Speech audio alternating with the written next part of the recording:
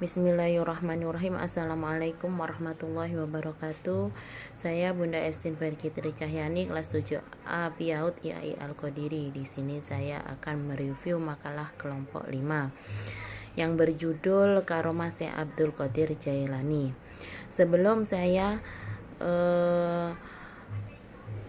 menjelaskan tentang karomah Syekh Abdul Qadir Jailani, saya akan menjelaskan tentang karomah.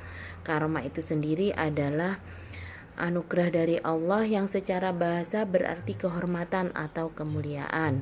Selain itu, dikenal pula karomah adalah kejadian luar biasa di luar logika dan kemampuan manusia biasa terjadi pada diri seseorang yang berpangkat wali. Lain halnya dengan mukjizat.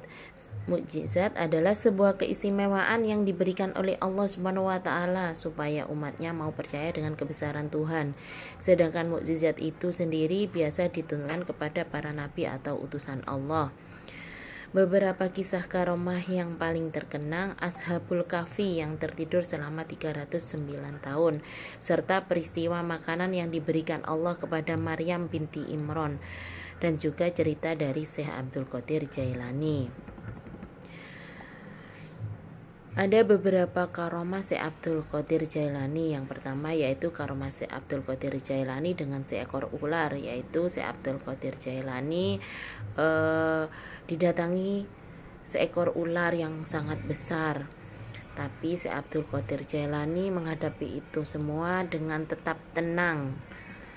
Yang kedua, Syekh Abdul Qadir Jailani, karomah Syekh Abdul Qadir Jailani menghidupkan seekor burung. Yang ketiga, karomah Syekh Abdul Qadir Jailani mengembalikan wanita yang diculik oleh bangsa jin. Yang keempat, karomah Syekh Abdul Qadir Jailani membantu seorang wali. Yang kelima, karomah Syekh Abdul Qadir Jailani mengalahkan perompak dari jauh.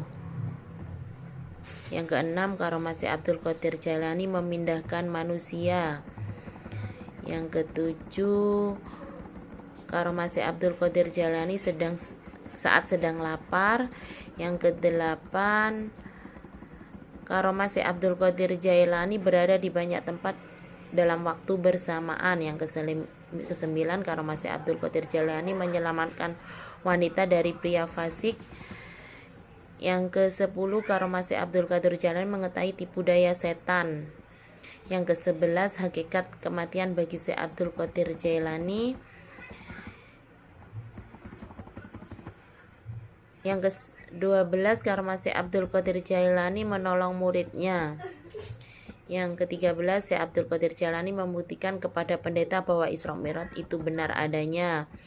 Yang ke-14, karomah Syekh Abdul Qadir Jailani membantu muridnya dari azab kubur.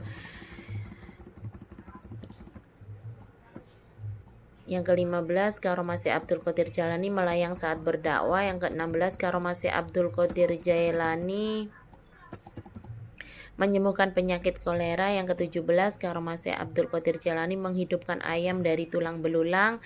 Yang ke-18, Syekh Abdul Qadir Jailani diludahi Nabi Muhammad SAW. Yang ke-19, karomah Syekh Abdul Qadir Jailani melawan iblis. Yang ke-20, karomah Syekh Abdul Qadir Jailani menembus jarak. Yang ke-21, karomah Syekh Abdul Qadir Jailani melihat lauhul mahfud. Yang ke-22, karomah Syekh Abdul Qadir Jailani berkuasa atas raja jin. Yang ke-23, pengakuan 360 wali atas kewalian Syekh Abdul Qadir Jailani. Yang ke-24, karomah Syekh Abdul Qadir Jailani, kakiku berada di pundak para wali. Yang ke-25, karomah Syekh Abdul Qadir Jailani memperingatkan yang akan terjadi. Yang ke-6, karomah Syekh Abdul Qadir Jailani menghentikan hujan. Yang ke-27, karomah Syekh Abdul Qadir Jailani menyelesaikan semua masalah ulama. Yang ke-28, karomah Syekh Abdul Qadir Jailani merubah bayi perempuan menjadi laki-laki. Yang ke-29,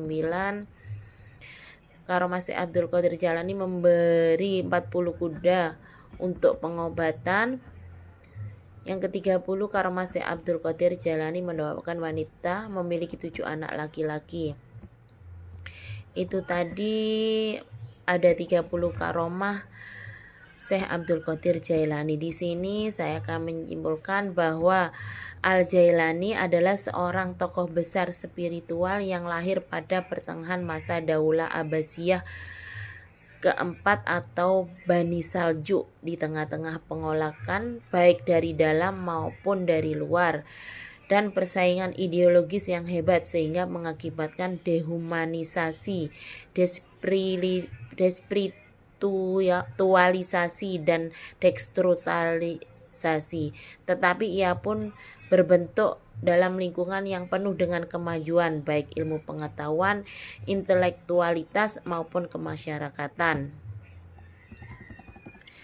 Al-Jailani sebagai seorang mujahid muslim mempunyai pengikut dan pengaruh yang berjumlah besar baik dari dalam kalangan Kristen, Yahudi maupun penjahat. Pengaruhnya yang besar adalah karena kedalaman ilmunya atau karomah, baik ilmu eksoteris terutama ilmu esoterisnya serta sejumlah kelebihan-kelebihan lain yang dimilikinya sehingga kini namanya tak berhenti disebut-sebut oleh banyak orang.